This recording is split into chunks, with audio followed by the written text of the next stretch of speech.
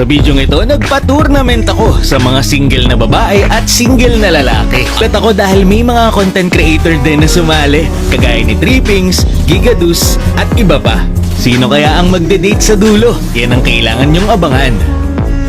Paalala lang, ang lahat ng kasali dito ay 18 years old and above na. Kaya naman, let's go!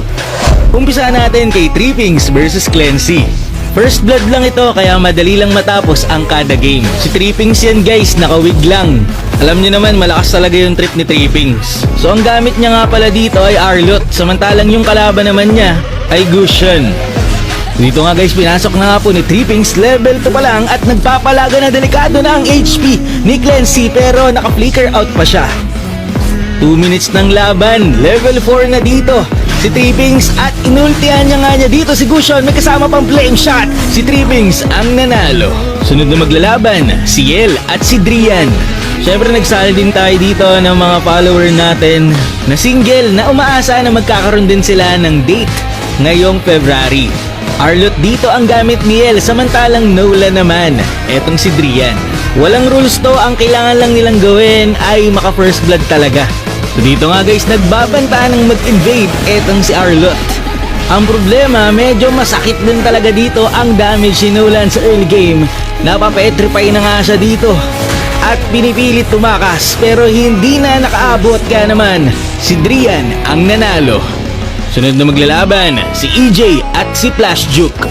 Gumagamit ng Granger dito si Flash Juke, samantalang Harley naman, etong si EJ, lover boy. Bali sa tournament na ito, isang babae at isang lalaki ang mananalo. 4 minutes ng laban, eto na, nagkasubukan na ang dalawa, inultihan na ni Harley etong si Granger, kaya naman napatakbo siya.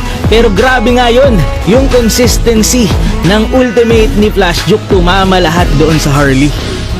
At nag-back na lang dito si Harley pero pagbalik niya, may Aegis pala siya, kaya dito parehas silang na low health.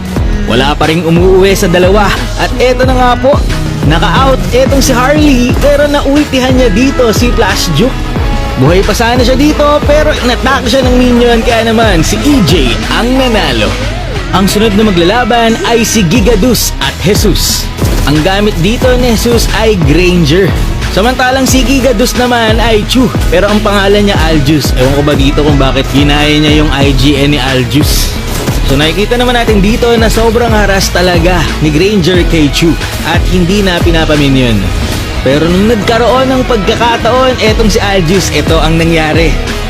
First kill flicker, may kasama pang sipa. Ang problema, may minions pa sa loob kaya hindi siya inatake. Ang sakit ng damage dito ni Granger kaya napaback na lang din etong si Chu. Gigadus dito gumagawa ng Gigatago at eto na nga po, pinilikiran niya ulit dito si Granger. Ang problema, nakita niya na kulang pa sa damage at ayun na nga po, napatamaan siya ng ultimate ni Granger at si Jesus ang nanalo. Sunod na maglalaban si Moxie at si Hesi. Nakagusion dito si Moxie, samantalang Julia naman si Hesi. Sumali din sila dito kasi baka dito na sila makatagpo ng true love. At dahil nga first blood lang to, talaga namang wala pang level 4 ay nagpapahalaga na ang mga ito para mabilis matapos. Low health na nga silang dalawa pero may mga battle spell pa. Nauna ang Petrify kaya si Hesi ang nanalo. Sunod na laban, Trippings versus Drian.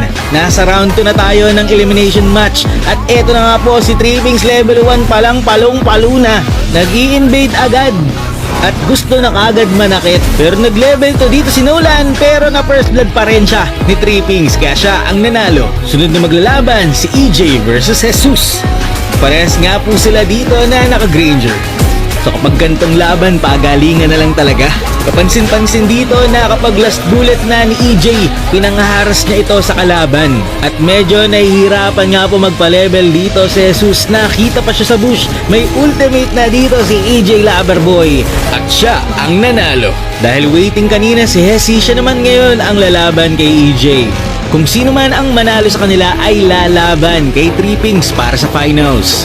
Bukod nga pala sa libreng date na kanilang mapapanalunan, meron din silang makukuhang cash. At syempre yung Valentine skin ngayon ni Granger at Sylvana. Medyo nahihirapan dito si Hesi dahil maharas talaga yung Granger pero kailangan niya lang itong mahuli pero na-predict ito ni EJ. Kaya naman siya ay nakatakas, low health na dito si Hesi pero ayaw pa rin niya mag-back. At mukhang ayun na nga po, si EJ ang lalaban kay Trippings para sa finals. So dito naka-Granger pa rin etong si EJ, parang ito ata ang kanyang best pick. Samantalang Arlott naman si Trippings, favorite niya rin ito ngayon.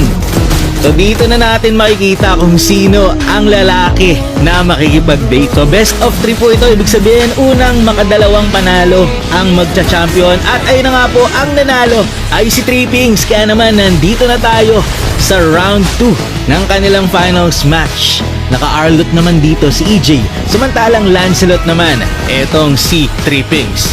Petrify ang gamit na spell dito ni EJ, samantalang Retry naman etong si Trippings sa kanyang Lance, kaya nagpa-farm muna siya bago pumalag. Si Trippings dito may masamang binabalak at dinasya na nga si Arlott. Ang problema, hindi tinamaan ng stun at napagdadasyan niya dito si EJ. Low health na silang dalawa at ang nanalo ay si Trippings.